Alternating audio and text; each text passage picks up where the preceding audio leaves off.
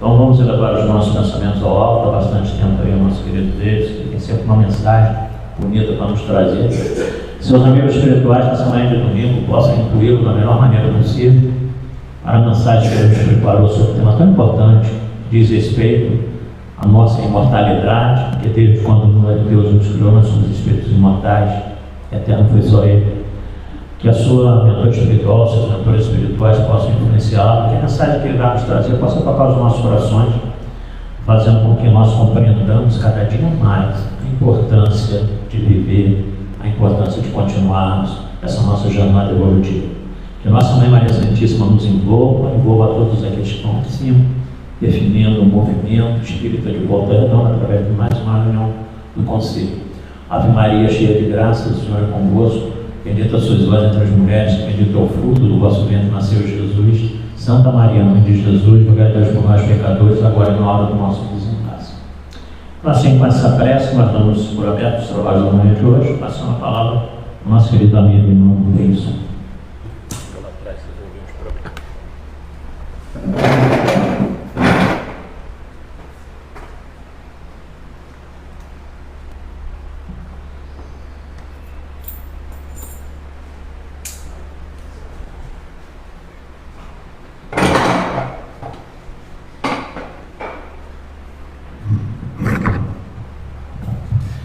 Bom dia a todos.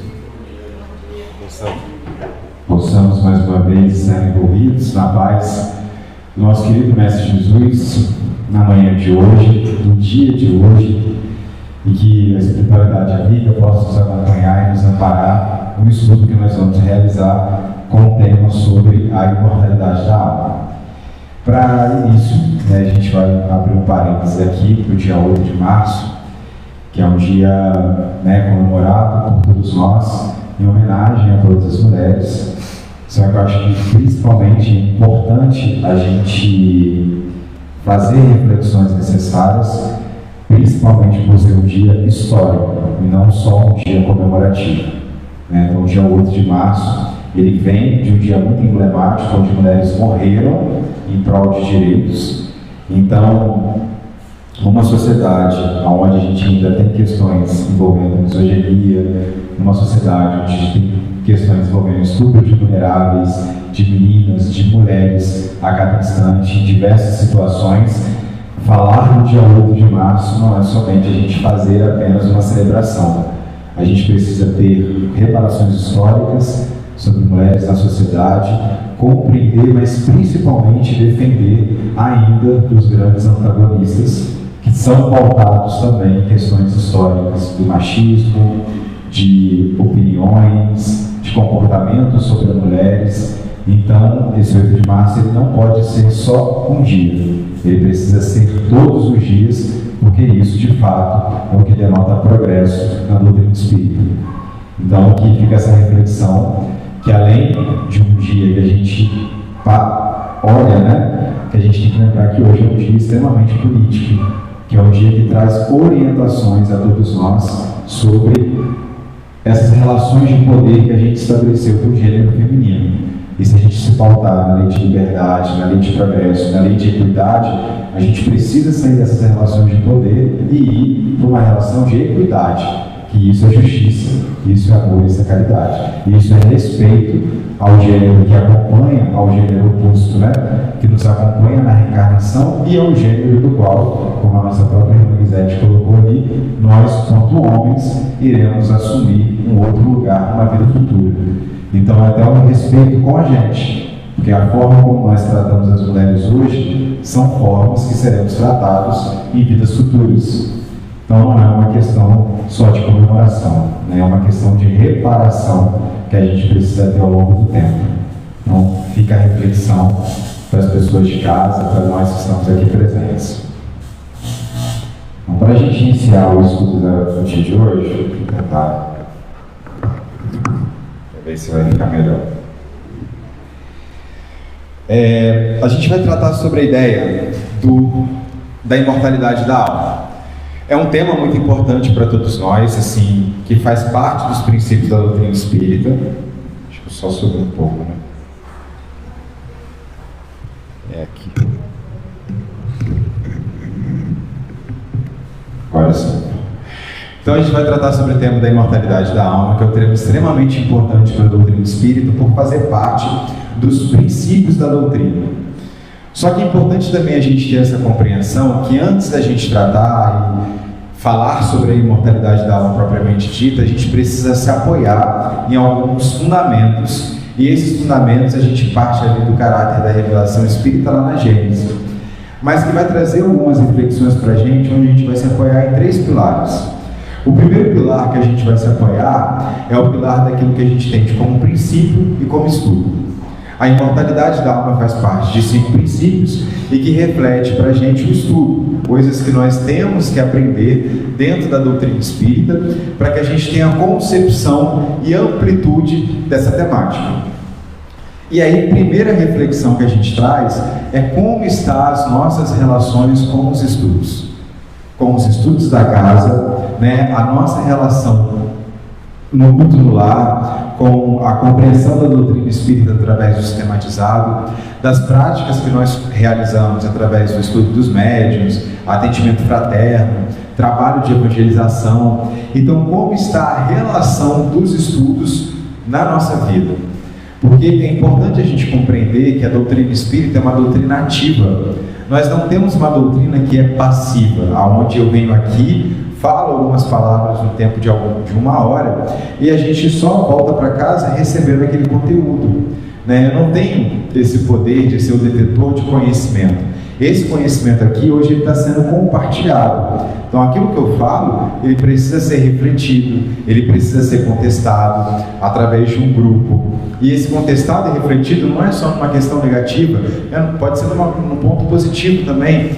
No estudo de domingo foi falado isso, eu vou compartilhar isso no grupo de quarta. Mas eu não concordei. E aí, entende? Então que esse estudo ele precisa ser elaborado, ele precisa ser compreendido. Então a primeira reflexão do nosso pilar é como que estão os nossos estudos. Como que a gente tem realizado os estudos da casa, o que a gente tem se proposto, de forma individual, de forma coletiva, porque o estudo também ele começa a trazer para a gente opiniões dos espíritos, que tem também estar em concordância com todo o processo. Então a gente também não pode partir de opiniões pessoais, e aí também o perigoso, né, às vezes a gente estudar sozinho. Por isso que é importante a gente estar em grupos inseridos na casa, porque a gente vai estar amparado por outras pessoas, amparado pela espiritualidade, mas até os momentos também, por exemplo, preparando uma palestra, que a gente está sozinho, ou estudando alguma coisa, é importante a gente também dialogar com outras pessoas, justamente para a gente não ficar preso na opinião própria ou na própria vaidade.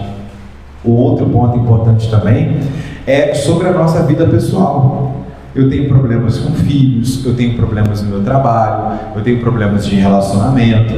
E o que a doutrina espírita ela fala sobre aquela temática da minha vida? Né? Eu descubro uma doença recente, e aí eu vou para onde? O que eu vou ler? Eu vou ali em Bem-aventurados Aflitos, eu vou ali no texto da paciência, eu vou ali no texto da resiliência, eu vou lá no livro dos Espíritos e começo a buscar sobre a emancipação da alma, quando a gente vai lidar com a morte, ou então quando eu vejo questões relacionadas à destruição, por exemplo, eu vou lá na lei de destruição no livro dos Espíritos, né? Eu vou nos flagelos destruidores, como está lá na Gênesis. Então, a doutrina e obras complementares tem várias coisas que nos possibilitam compreender os dias atuais. Né? Tem várias coisas que nos conseguem fazer ter mais esperança, ter mais paciência, ter mais resiliência através do estudo. E esse estudo, gente, não é um estudo, é importante a gente ter essa compreensão somente de uma fala, somente do coordenador, somente do orador. Né? Este estudo ele está implicado, além daquilo que a gente recebe de informação, daquilo que a gente vai ler e dialogar com o livro.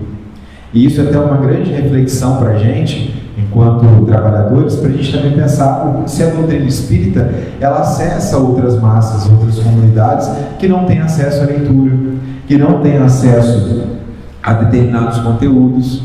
Então, onde que está o nosso papel ali de possibilitar isso? Para que a gente possa sustentar esse primeiro pilar.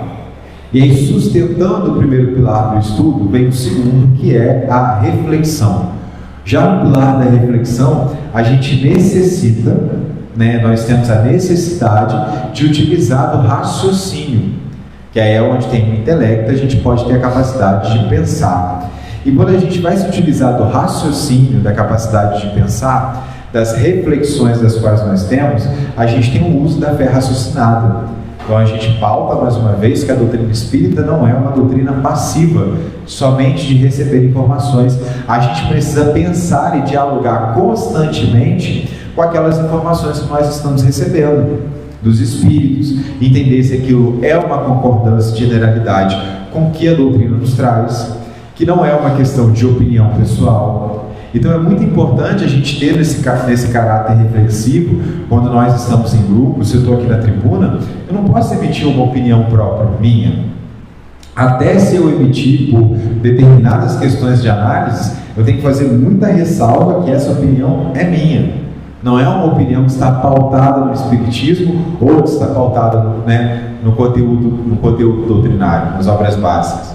Então é muito importante a gente ter essas reflexões a respeito das nossas vidas. Então é o segundo pilar. Então a partir daquele momento que eu vou estudando, eu vou refletindo. E essas reflexões, elas se apoiam. O uso da fé raciocinada, ela se apoia lá no conhecimento de si mesmo, como nos traz Santo Agostinho, quando fala que a gente tem que deitar a cabeça no travesseiro, mas isso é uma metáfora, na verdade, constantemente. Da hora que a gente acorda, da hora que a gente vai dormir, a gente precisa estar em constante análise e reflexão daquilo que a gente absorve e das nossas práticas. Então, a reflexão moral, ela precisa estar em constância na nossa vida. E quando a gente fala da reflexão moral, não é uma moral pautada no fundamentalismo religioso, uma moral que veste pessoas, uma moral que exclui pessoas, uma moral que vai definir corpo, definir jeito, definir orientação. Não é essa moral. Essa moral foi uma moral construída pelos homens. Se a gente pegar aqui, tem muitas pessoas aí de cabelos brancos, muitas pessoas assim, em diversas fases da vida. Quantas questões morais eram colocadas na vida de vocês que hoje é uma questão de liberdade, é uma questão de poder ser o que a pessoa é. Então, outro ponto que a gente vai trabalhar é principalmente sobre a perspectiva da imortalidade da alma, que diversas questões de moralidade foram pautadas pelos homens, pelo corpo, pela ideia do corpo e de instituição do corpo. A moralidade que nós estamos tratando aqui é uma moralidade que vem das leis morais. Essa moralidade, ela é atemporal, ela vem diretamente daquilo que tem o objetivo de nos aproximar cada vez mais de Deus, e ela olha para o espírito, ela não olha para o corpo. E aí, quando a gente vai tratar de mortalidade da alma, a ideia é a gente quebrar o fundamentalismo. Por isso, a reflexão, ela é tão constante na nossa existência, porque a reflexão, ela tem essa capacidade justamente da gente quebrar barreiras, paradigmas e dogmas, porque dogmas ritualiza corpo, e a gente está trabalhando com espiritualidade, e espiritualidade e espírito, a gente precisa refletir constantemente. Então, quando sempre tiver um irmão que entra à casa espírita, que precisa de um atendimento fraterno, que está na evangelização, está na cozinha, esse irmão, ele está ali para receber uma orientação nossa enquanto espíritas, ele precisa receber uma orientação, uma reflexão moral pautada nas leis morais e não em fundamentalismo religioso. Porque se eu vou entrar no fundamentalismo religioso e temporal, eu vou estar taxando aquele irmão naquele corpo que ele está me apresentando, e ele não é aquilo. Há um espírito ali. E a gente pode entender esse fundamentalismo religioso de diversas formas. A gente vai reclamar de um tamanho de uma roupa, a gente vai reclamar que uma criança está muito agitada, que criança não para quieta, a gente vai querer que as mulheres estejam destinadas a determinados nichos. Por isso que são instituições que a gente precisa de disciplina e ordem. E o espírito que está lá, ele precisa de educação, amor e caridade. Então a gente precisa ter essa balança de onde nós estamos nos atendendo. nós estamos nos comportando como espíritas através de leis morais, ou estamos nos comportando como diversas religiões, onde vai instituir um comportamento adequado para aquela norma de sociedade. Partindo da reflexão, outro ponto que nos cabe, principalmente dentro da lógica individual, é a vivência moral. Então, para recapitular os pilares: estudo, reflexão, uso da fé raciocinada e pautado nas leis morais e não no fundamentalismo religioso, e vivência moral. E mais uma vez, a moral pautada nas leis morais. Então, por isso que eu preciso estudar. Porque assim, muitos estudos trazem para a gente que a compreensão das leis morais, claro que ela não resume ou que ela não contempla todas as questões universais, mas é algo que chega para a gente, pelo menos para os nossos primeiros conhecimentos. Então, a lei de adoração, como que nós estamos relacionados com a lei de adoração? Lei de destruição, lei de sociedade, lei de igualdade, né? Lei de liberdade, lei de justiça, amor e caridade. Então são tantas leis que a gente precisa se apropriar para viver, né? Então assim, para compreender as questões que estão acontecendo no mundo, para compreender questões que estão acontecendo no meu bairro. Então preciso estar acoplado a essas leis, a compreensão dessas leis para viver, porque a vivência é a minha prática. É quando eu saio da minha casa e estou ali melhorando as relações humanas. Porque a gente sai do aspecto racional, que é uma doutrina racional, e aí a gente entra numa doutrina moral, que nessa doutrina moral, a finalidade principal é a transformação moral do ser humano. Ou seja, a doutrina espírita, ela vai se aplicar nas relações. Então é outro ponto importante também sobre a perspectiva da imortalidade da alma. Onde eu estou, eu melhoro as relações ou eu sou um caminho de destruição? A página de abertura, né, como o nosso irmão colocou sobre a relação do ódio, a gente precisa fazer essas reflexões. Então onde eu estou? Eu sou agente de melhora de relação humana? Os discursos que a gente assume, que é difícil mudar, que é assim mesmo, isso já não cabe mais a nós com o conhecimento que nós temos. Nós precisamos nos atentar que o rastro de pólvora, quando ele passa pela gente, ele precisa parar. A gente não pode ser um ato contínuo até essa pólvora explodir. Quando chega pela gente, ele tem que ser indulgente, ele tem que encontrar a paciência, tem que encontrar a tolerância, a compreensão. A nossa contribuição na melhora das relações humanas, ela precisa ter um ato diretivo, no sentido enérgico, né, no sentido de combater as mazelas sociais, porque a gente também precisa fugir da ideia da timidez, mas ao mesmo tempo ele precisa ser reflexivo, moralmente, acolhedor aos algozes, né? Então assim, a gente precisa ter um olhar para a sociedade sobre essas diversas questões das quais nós vivemos hoje. A gente precisa punir aquilo que é necessário, conforme as leis, né, conforme as questões de proteção, mas a gente precisa acolher os algozes também no sentido de educação, no sentido de transformação de caracteres, então na melhoria das relações humanas. Então é muito importante também a gente compreender, pautado como a gente traz aqui nas reflexões na vivência moral, que o ódio não pode ser o nosso escudo. Porque muitas vezes, imbuído do bem, a gente vai para a sociedade para fazer a justiça, porque é uma questão inata em nós. Porém, o ódio, às vezes, ele pode estar camuflado nas nossas ações. Então, é muito importante a gente fazer as punições necessárias, punições aqui, né, levando em ressalva as correções, porque a gente não pode ter pessoas que atentam contra a vida das outras, porque está lá na lei de conservação. Se o indivíduo vai atentar contra a minha vida nas suas diversas facetas, esse indivíduo ele precisa ser retirado. Mas ser retirado seria um grau de apoio, educação, acolhimento e transformação de caracteres, como Kardec coloca lá na questão 900, a partir da questão 900, quando fala sobre paixão e egoísmo, sobre educação de caracteres, a gente também está falhando na produção de sociedade. Porque o nosso papel são as relações humanas. Então a gente precisa estar atento aos nossos conteúdos educativos. Onde nós estamos em tarefa de evangelização? Onde nós estamos e fazendo um adentro à casa espírita, mas também a qualquer outra situação onde nós estamos em trabalhos educativos fora dos nossos lares e fora das instituições. Porque somente a crítica, sem a contribuição para essa melhora, é muito fácil. Né? Então é muito importante a gente ter essas reflexões acerca do que é a própria doutrina.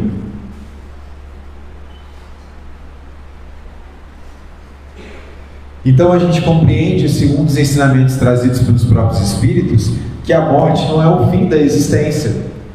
Né? Então é outro ponto também, quando a gente vai tratar sobre a imortalidade da alma, que nós não morremos. Mas é muito engraçado como nós nos deparamos e nos relacionamos com o processo da morte, porque nós temos medo de morrer. Se não temos medo de morrer, temos apegos aos nossos entes queridos. Temos medo da morte das outras pessoas, ou temos determinados sofrimentos aonde não aceitamos que a morte existe. Então, os Espíritos nos trazem determinadas revelações que são importantes para a nossa existência, mas nós não aceitamos, porque aquilo está em desacordo com o meu desejo, com as minhas questões, com o meu ego. Né? Então, lembra? A gente está saindo... o pilar, né? Vamos voltar para esse pilar, porque esse pilar é muito importante: estudo, reflexão moral e vivência moral. Porém, às vezes eu estou preso ali corpo e espírito. Então, eu preciso me aproximar daquilo que é espiritual. Então, as revelações espirituais que nos são trazidas são justamente para orientar o nosso espírito, porque a Terra, ela é passageira. O meu processo de infância é passageiro, o meu processo de adolescência é passageiro, da vida adulta, da velhice. Então tudo isso são fases, e são fases, mais uma vez, conforme a dinâmica da vida. Então a gente precisa viver além desse processo. E a doutrina espírita é uma doutrina progressiva, que busca, né, que traz as grandes questões da existência humana, de onde nós viemos, para onde nós vamos, e qual o sentido da vida. Então isso é muito importante também, a gente ter essa compreensão e essas reflexões acerca da nossa vida, porque muitas das nossas decisões e das nossas ações, elas vão ser voltadas por esse sentido, porque para onde eu vou influencia muito. Se a gente pensar numa caixinha, aquela caixinha de investimentos que muitas pessoas fazem hoje, às vezes eu estou lá, eu vou pedir um lanche, vou pedir um iFood, e aí eu falo, cara, eu não vou pedir não, porque eu vou gastar tanto, esse dinheiro que eu gasto eu consigo comprar outras coisas, ou então eu consigo pegar esse dinheiro, guardar no final do mês e colocar lá na caixinha. Ou seja, uma atitude pautada no investimento futuro. A gente está trazendo esse exemplo para a gente pensar que muitas das nossas atitudes, elas não vão ser recompensadas agora. São atitudes que vão ser recompensadas após a nossa morte, a perspectiva da imortalidade da alma.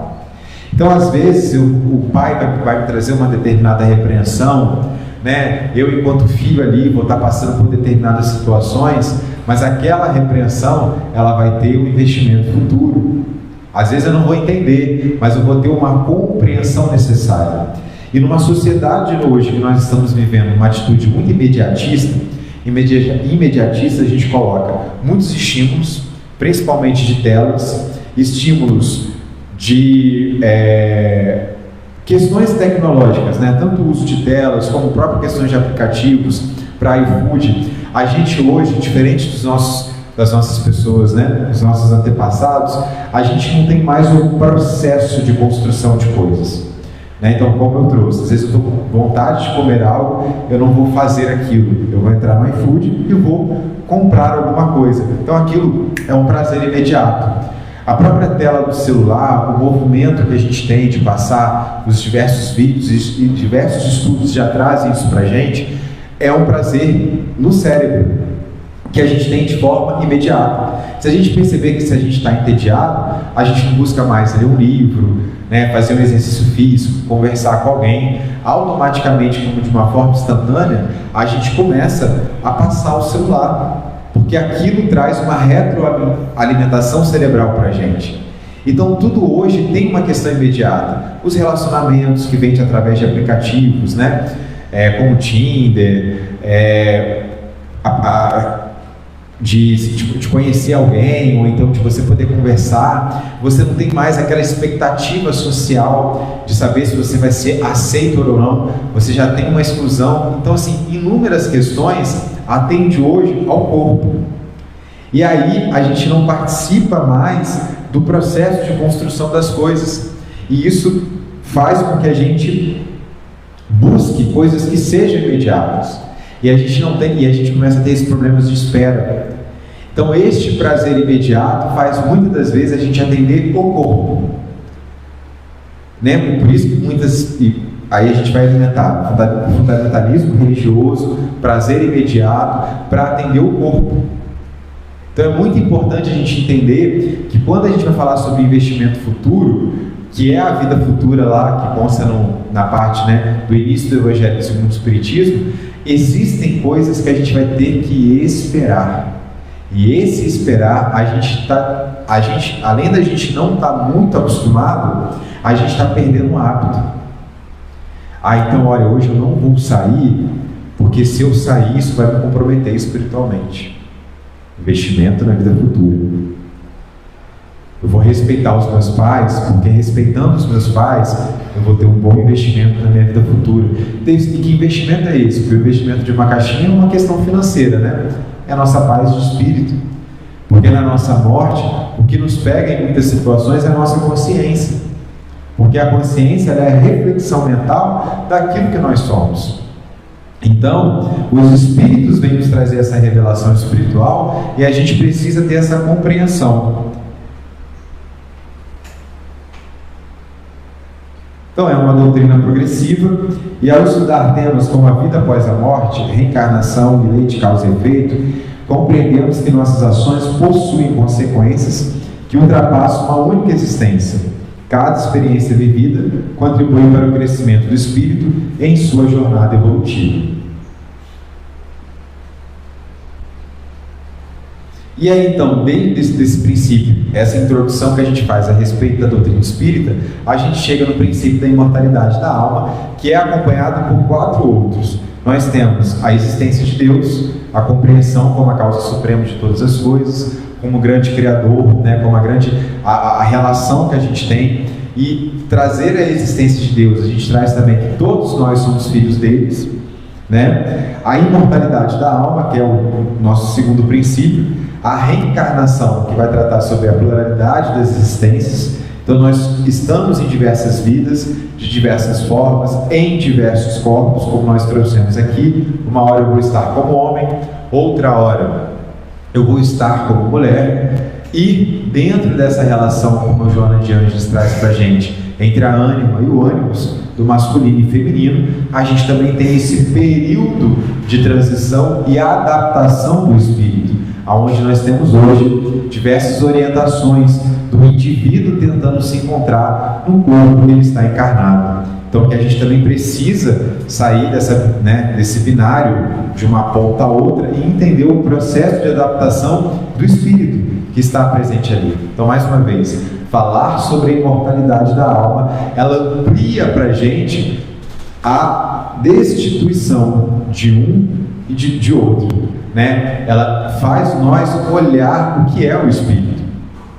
A imortalidade da alma, a reencarnação, a comunicabilidade do espírito e a pluralidade dos mundos habitados. A comunicabilidade vai nos trazer, ali até de uma questão mais científica mesmo, a forma como nós nos comunicamos e compreendemos, né, através de reuniões mediúnicas, através das manifestações, através do uso da mediunidade, e a pluralidade dos mundos habitados, que é justamente os locais, né, os diversos mundos habitados, os mundos primitivos e as migrações. Né? Olha que interessante a gente pensar e a gente sair mais uma vez dessa ideia de fundamentalismo. Na própria espiritualidade existe migração. Se a gente pensar em exilados de capela, se a gente pensar em povos que contribuem com outros povos, e aí no mundo pautado na visão do corpo, a gente migra, a gente barra imigrantes de outros estados, de outras nacionalidades, porque não pode se juntar com a minha própria comunidade, com a minha própria miscigenação. Se na própria espiritualidade nós temos migração de povos, de nacionalidades e de mundos diferentes, né? Se na própria escala espírita nós temos diversos espíritos integrando o mesmo globo. E aí, quando nós estamos encarnados, nós fechamos barreiras e fronteiras para outras nacionalidades. Então, são as reflexões acerca da imortalidade da alma. O nosso pensamento, ele não pode ser institucional, regional, material. O nosso pensamento, ele precisa ser espiritual, pautado nas leis morais, através da imortalidade da alma. Todos os indivíduos são espíritos. E agora, a gente trazendo destaque de fato para a imortalidade da alma, como a gente já frisou aqui, é um pilar da filosofia espírita e ela responde determinadas perguntas, né? Que consta lá na relação com Kardec. O que acontece conosco depois da morte? Que é a grande questão. O que acontece com Deus? O que vai acontecer com o Robinson? Né? O que vai acontecer com a gente depois que a gente morrer? E é uma resposta muito complexa, mas ao mesmo tempo é uma resposta muito simples, porque a morte, ela é literalmente o reflexo do agora. Agora são exatamente 9h37. Se eu morro exatamente, a resposta está dada. A morte sou eu. Porque a morte, ela é justamente o reflexo daquilo que eu juntei durante a vida, daquilo que eu pensei durante a vida, daquilo que eu busquei, quais eram as minhas preocupações, das minhas vontades. Então a minha preocupação em relação à morte é aquilo que eu sou. E a gente se apoia nessa relação quando Emmanuel nos traz lá no livro Pensamento e Vida que a mente é o espelho da vida em toda parte. E a morte é justamente a reflexão do que nós somos. Porque ela só vai revelar tudo aquilo que a gente acumulou de pensamento.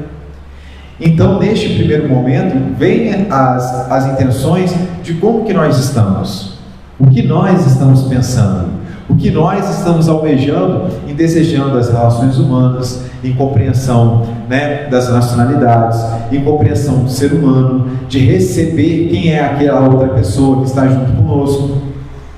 Então, aquilo que nós temos, nós vamos compreender. E para a gente fazer determinadas ilustrações, a gente pode se apoiar lá em André Luiz, nosso lar. Um médico que vivia as questões de raiva, de comportamentos, né, em relação a outras pessoas, em ações que ele cometeu com o próprio pai. E aí, quando ele desencarna, ele tem um período ali que ele permanece, né, no umbral, não como algo assim, que a gente precisa sair dessa dicotomia de corpo, né, essa ideia de céu e inferno. Ele fez uma coisa errada, então ele vai para esse lugar para ficar lá punindo eternamente, ou a gente mesmo tem essa ideia, né? Quantos de nós falamos assim, não, mas eu vou ter que ir para o umbral quando eu morrer, porque a gente não trata o umbral com uma perspectiva de mortalidade da alma. De fato, a gente ainda trata o umbral sob uma perspectiva infernal, que é aquele lugar que, se eu fiz errado, eu vou pagar uma punição. Tratar o umbral sob uma perspectiva da imortalidade da alma é compreender que é uma região que absorve pessoas que estão naquele padrão vibratório por comportamentos de vidas inadequados. Então, se o meu comportamento ele pode ser diferente, às vezes eu vou estar nessa região de forma temporária, como forma de atração magnética, mas também como forma de reparação e justiça daquilo da qual eu absorvi e que eu vou precisar expurgar. Então, o próprio André, né, a passagem pelas regiões umbralinas, depois o ingresso dele no nosso lar, os reconhecimentos que ele passa a ter sobre as ações equivocadas que ele cometeu, quando ele é chamado suicida, quando ele começa a encontrar pessoas as quais ele conviveu, que ele trouxe malefícios, e ele começa a se culpar, e a própria espiritualidade faz ponderações como André, você já reconheceu que você errou, mas não precisa ficar se lamentando demais, porque aqui não é o nosso papel é de responsabilidade, nosso papel é de ação. Então, reconhecer o seu erro, agora a gente precisa dar correção a ele. Então, a gente começa a ter, através dessa perspectiva, entender o que nós vamos ser após a morte é o que nós somos hoje. É uma resposta simples. A complexidade é o de fato a carga daquilo que nós somos. Mas a resposta ela é simples. Basta nos olharmos e entender aquilo que nós somos, que nós vamos compreender.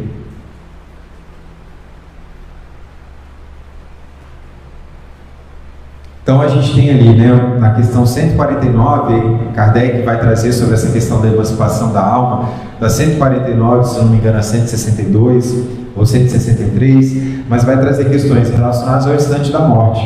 Né? Então o que acontece no instante da morte? E aí nos é revelado que nós não morremos, que nós permanecemos vivos, que nós vamos ter a nossa continuidade. Vai nos trazer também sobre a questão da individualidade da alma, que é um ponto também extremamente importante. A alma se conserva conforme ela é, né? E aí a gente pode perceber essa questão da individualidade no céu e inferno.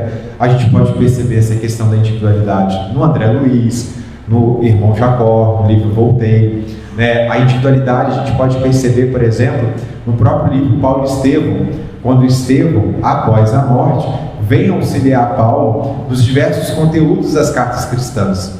Então a gente não perde a nossa individualidade. Lá no livro Obras Póstumas, algumas questões relacionadas sobre determinadas crenças. Algumas crenças trazem para a gente que a gente volta para o todo, que a gente volta para o universo. E a doutrina espírita nos traz que nós permanecemos individuais, das nossas formas, dos nossos jeitos. Recentemente eu participei de uma comunicação espiritual e foi muito interessante essa comunicação porque ela me trouxe algumas reflexões. E esse espírito ele falava sobre a saudade de tocar o violão. E ele dava essa oportunidade para a gente entender. Ele falava assim: aproveitem enquanto vocês estão encarnados, nos trabalhos que vocês estão fazendo, né, ligados à arte, dos trabalhos que vocês estão.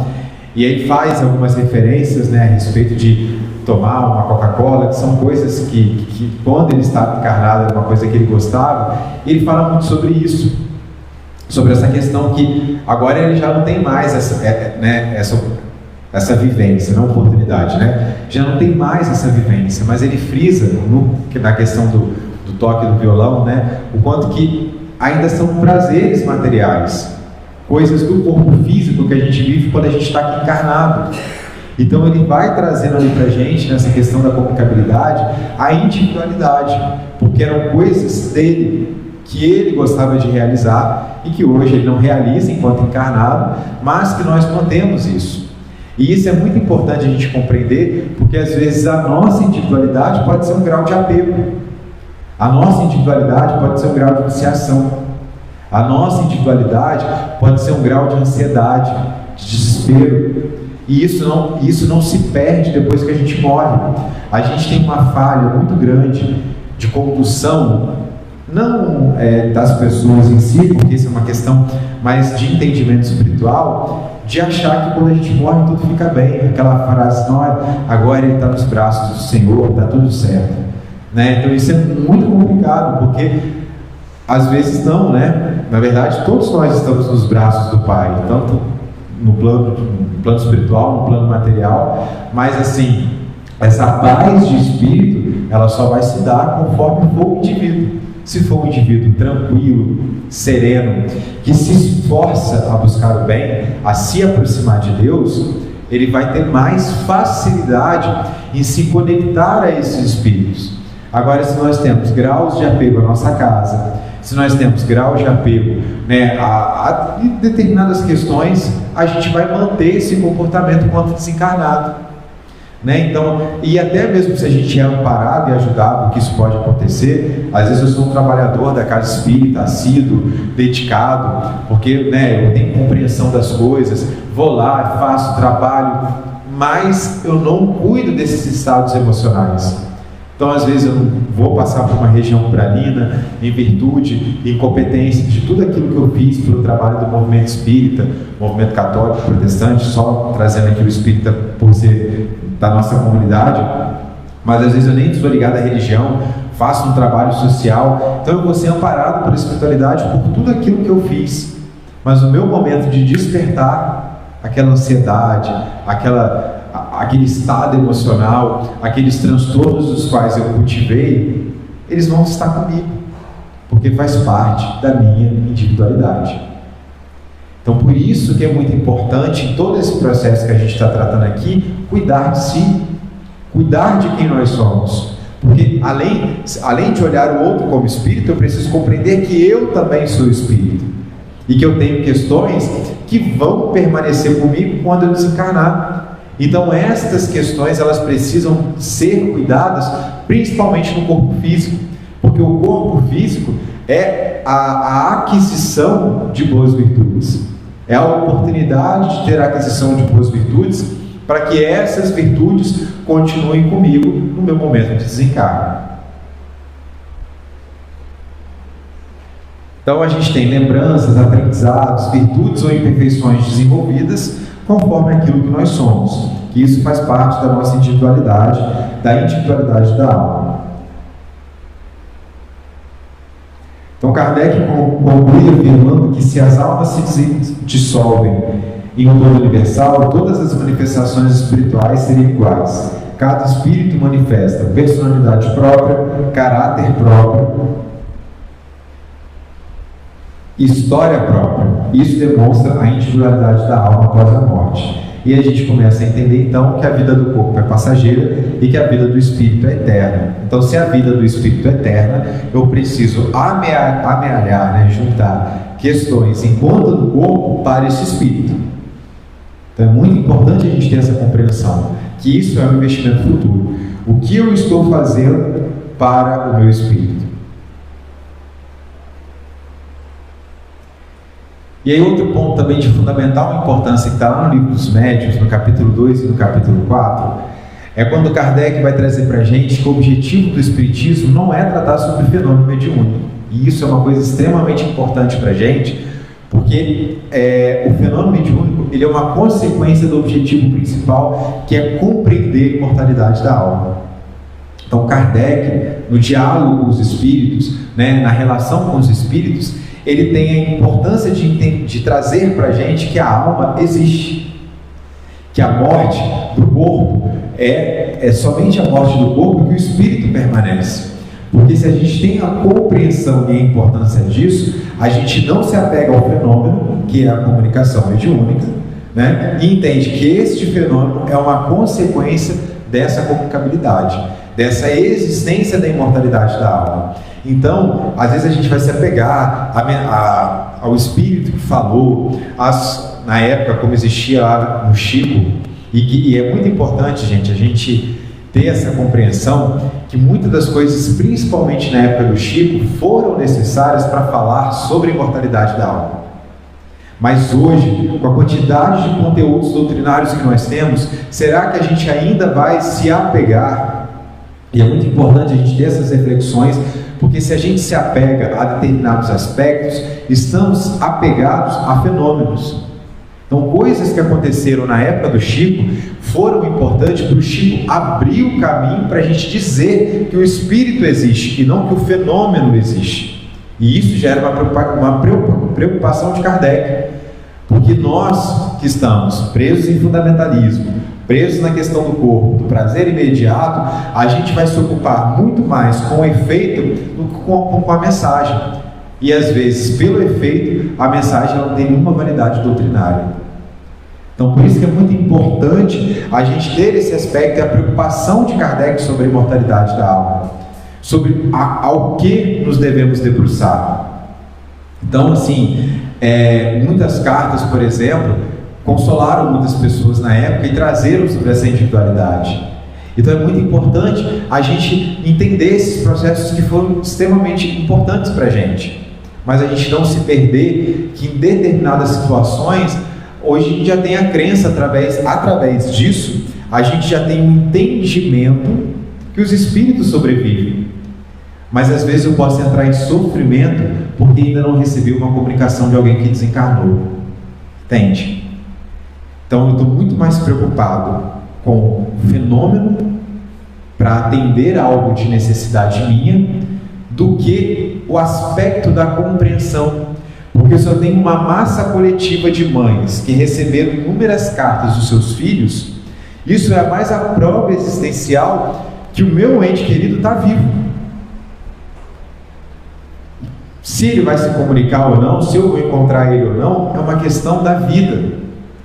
Mas entende que se com tudo isso que eu já tenho de arcabouço, de vida do Chico, de exemplo do Chico, se eu estou aqui encarnado e ainda preocupado, por que o fulano não se comunicou comigo? Por que ele não me mandou uma carta? Por que ele não...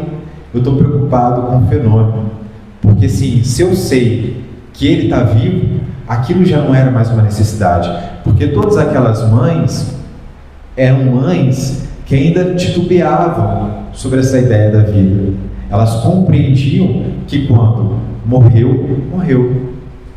E para a gente entender o quanto essa relação é tão complexa, eu acho que eu já trouxe esse exemplo aqui uma vez, no livro Sexualidade, do Divaldo, há um relato sobre uma mãe, é um capítulo que trata sobre questões de infidelidade. E aí nesse capítulo tem uma morte de uma menina causada pela amante, e aí uma mãe ela começa a procurar, né, essas questões, e ela vai até Divaldo, ela chega, até que ela consegue chegar até Chico Xavier, resumindo a história, mas quem tiver o interesse está lá no capítulo 7, se eu não me engano, ou capítulo 8, é sobre infidelidade, nesse livro Sexualidade, do Divaldo Franco.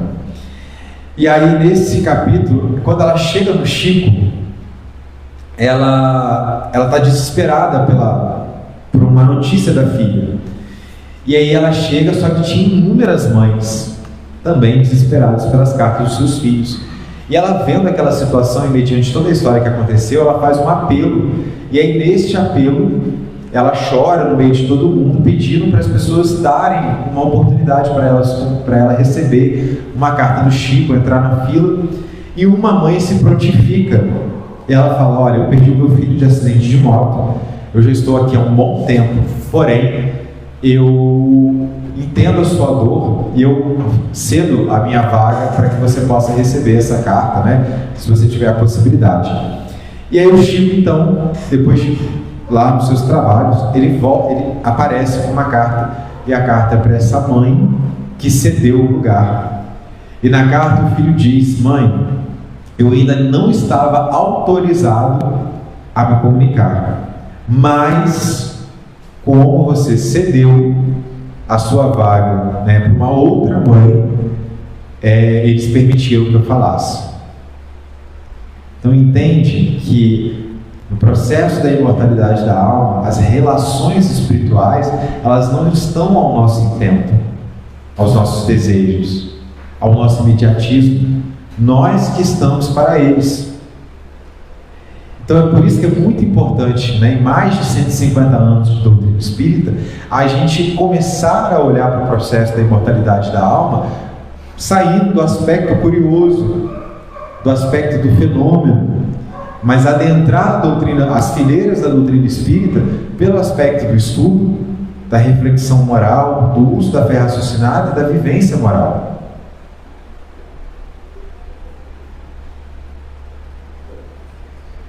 Embora o tempo hoje já foi mais curto, né, para mim do que eu imaginava, existiam outras ponderações que a gente ia trazer aqui. Eu vou fazer de uma forma bem rápida, mas a gente precisa também ter um entendimento da imortalidade da alma pelo aspecto também científico, que eu acho que estudando, né, sobre essa temática é uma coisa que, por exemplo, eu senti falta muito em mim.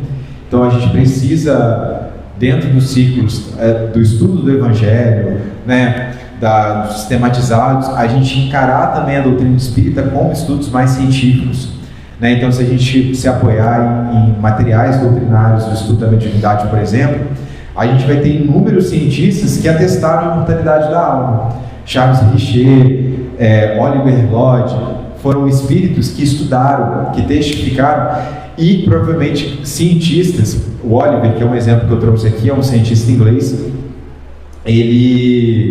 Mas não vai dar tempo da gente se debruçar aqui sobre ele, mas quem tiver a curiosidade, posso escrever aqui depois. Oliver Lodge, Charles Richer, são espíritos que a gente nem sabe assim, principalmente o Oliver, né? O Charles eu não sei se tornaram espíritas, se tiveram uma conduta religiosa, mas são cientistas que trouxeram sobre a imortalidade da alma. Então são estudos que a gente precisa se apropriar justamente para a gente compreender que essa alma, que o espírito, ele continua após a morte. Então são contribuições que eu deixo aqui apenas como caráter aí também de reflexão, para que a gente possa melhorar mais, né, e pesquisar mais sobre esse assunto. E finalizando, a nossa conclusão é o que Emmanuel traz para a gente lá no livro Pensamento e Vida. Eu já citei isso no início, mas reforçando agora a parte final. O capítulo 1, ele vai trazer sobre isso, que a nossa mente, aquilo que nós pensamos, aquilo que nós desejamos, é o nosso espelho em toda parte. Por isso que muitos médiuns clarividentes conseguem nos enxergar, conseguem compreender as nossas angústias, porque esses médiuns, né, conseguem ver aquilo que há, né, de todos nós. Mas no capítulo 29, se eu não me engano, lá no livro Pensamento e Vida, ele vai tratar sobre a morte. E ele vai falar que quando a gente morre, aquilo que nós construímos como painel mental é o que vai estar claro dentro da nossa existência. E fazendo um apontamento lá no Código Penal da vida futura, que é expiação, reparação, né? Arrependimento, expiação e reparação, é justamente isso. À medida que nós acumulamos questões que lesionam tanto a gente quanto as outras pessoas, nós precisamos reparar. E aí vem todo o processo que a gente precisa ter determinados trabalhos para expurgar aquele mal que está na gente, né? Então é a caminhada do espírito. Talvez o que a gente tem hoje de oportunidade é que muitas das coisas das quais nós só tínhamos compreensão no plano espiritual, nós estamos tendo compreensão agora. Então a gente não tem a necessidade de voltar ao plano espiritual, reconhecer o nosso erro e voltar numa próxima vida para passar pelas mesmas questões. Porque voltar para a próxima vida, gente, a gente vai voltar. Só que a gente pode voltar com resiliências melhores. Porque passar por determinadas provas, passar por questões de crescimento, a gente vai continuar passando, né? Porém, a gente pode voltar mais resiliente e não tão vulnerável a este mundo. Então essa é a grande questão. A gente precisa adquirir para o espírito essa resiliência, essa força. Então o espírito, ele tem que desencarnar mais forte e não mais fraco. Porque o que tem acontecido com todos nós ao longo da nossa vida é que em cada vida a gente desencarna mais fraco. A gente passa pelo processo e morre mais fraco. A gente morre mais debilitado, a gente morre mais vulnerável, a gente morre com mais anseios. Então a gente tem hoje instrumentos e necessidades que a gente não precisa mais morrer nessas determinadas situações. A gente pode morrer melhor. Então esse é o convite que fica para todos nós quando nós absorvemos esse pilar da imortalidade da alma.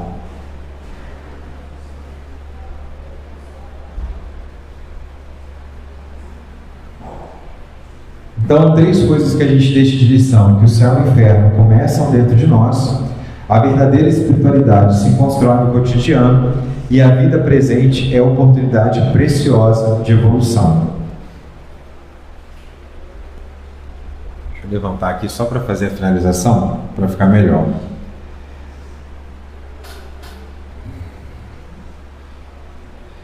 Essa passagem está no livro Entrevista, nos livros que iluminam, de João Rabelo, que traz o seguinte, fazendo reflexões a respeito do livro Parnaso do Além-Túmulo. Uma vez, Chico estava na escola e sua professora primária pediu a ele para fazer um poema que lembrasse algo sobre a primavera. Ele trouxe um poema belíssimo. A professora fez uma comparação com os demais alunos e disse: Chico, você é uma criança tão respeitada. Você copiou de alguém? Não pode. Chico então respondeu que aquele poema não era dele, mas de Augusto dos Anjos, que havia ditado. A professora indagou quem era Augusto, e Chico disse ser um espírito e poeta português. A professora então disse que se este espírito existisse, para Chico ir ao quadro e escrever um novo poema. Foi em direção ao quadro, virou para a professora e disse: ele está perguntando qual o tema. Ela respondeu: o grão de areia. Chico então começou a escrever que o grão de areia pode ser comparado ao raio de sol que chega à estrada poeirenta da vida para mostrar a glória da criação e a obra de Deus. Então, isso é uma breve passagem de um espírito, de um médium, na verdade, que não teve a formação como todos nós tivemos, que não teve nenhum conhecimento literário, estudou mais ou menos ali até a parte primária, ali do fundamental, e que escreveu diversos livros, principalmente Parnaso do Além-Túmulo, com inúmeros poetas, com métricas, com questões ali que fugiam do conhecimento do Chico, que não tinha nenhuma capacidade de escrever aquilo. Livros como Evolução em Dois Mundos, que o próprio Chico falou que ele precisava de uma outra reencarnação para compreender aquele livro.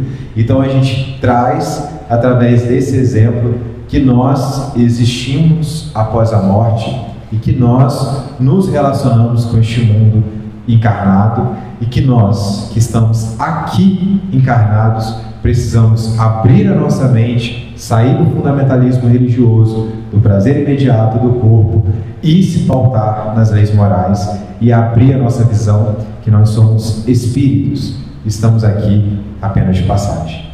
Agradeço a oportunidade, passo a palavra para o Valmir novamente. Obrigado.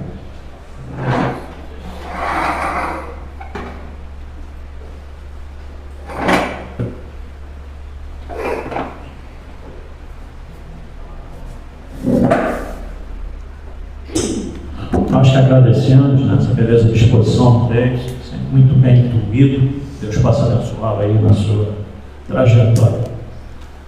Ele encerrou com essa bela mensagem, né, do Chico quando criança. Costumo sempre dizer que nós temos uma ideia da grandeza que foi Chico Xavier, apenas uma pequena ideia. A gente não consegue compreender a grandeza desse espírito. Bom, a próxima quarta-feira, o tema é o Cristo Consolador, com Ailton Marcato. E no domingo que vem, o Carlão, com o tema Muitas Moradas na Casa do Meu Pai. A gente sempre anuncia as duas próximas palestras, né? Para vocês ficarem sabendo. E aí, nas próximas palestras, a gente vai anunciando quais são os outros oradores e os temas. Nosso quadro de aviso, todas as informações das atividades da casa estão ali, ok? Só passar ali e dar uma olhadinha. Os estudos da casa também continuam acontecendo. Segunda-feira, o estudo sistematizado às 19 horas. Terça-feira, com a Solange, estudo da mediunidade também às 19 horas. O plantão de passe está vindo amanhã? Não, amanhã não, a Tamir ainda está aí com os probleminhas, né? Então amanhã não haverá plantão de passe, ok? Vamos encerrar a primeira parte, lembrando a vocês que a campanha do Quilo Permanente, sempre trazendo alguma coisinha para... Tem poucas famílias hoje em dia que a gente atende, mas sempre tem uma carência, uma necessidadezinha, sempre nos pedem alguma coisa. Então vamos encerrar essa primeira parte agradecendo a Deus essa oportunidade aqui estarmos. Lembrando, como o Davidson disse no início, hoje é comemorado o Dia Internacional da Mulher, que todas as mulheres, não só aqui da EDAC, de Volta Redonda, do Brasil, do planeta, né, possam ter um dia tranquilo, feliz. Lembrando que na realidade esse dia é todos os dias do ano, não só uma data específica para a comemoração. Mas que Deus abençoe a todas as mulheres, nossas genitoras aí, se não fosse elas, não estaríamos aqui, né? Que Deus possa ampará-las, onde quer que elas estejam, encarnadas ou desencarnadas. Então vamos encerrar essa primeira parte, agradecendo a Deus por essa oportunidade aqui estarmos, nessa manhã festiva de domingo. Agradecendo também a reunião que está acontecendo lá em cima do Conselho Espírita, que possa ser proveitoso para o movimento espírita de Volta Redonda. Pai nosso que está no céu, santificado seja o vosso nome, venha a nós o vosso reino, seja feita a vossa vontade, assim na terra como nos céus. O pão nosso de cada dia nos dai hoje, perdoai as nossas ofensas, assim como nós perdoamos os nossos ofensores. E não nos deixeis cair nas tentações, caminho, mas livrai-nos de todo o mal, que são teus o reino, o poder e a glória para todos sempre. Nessa prece, nós vamos encerrar a primeira parte, passamos para a segunda na Câmara de Passe. 4, 5 passistas aí em condição se dirigam lá, e aqueles que tiverem necessidade aguardam, serão chamados de acordo com o número de passistas. Bom domingo a todos, fiquem com Deus, muita paz.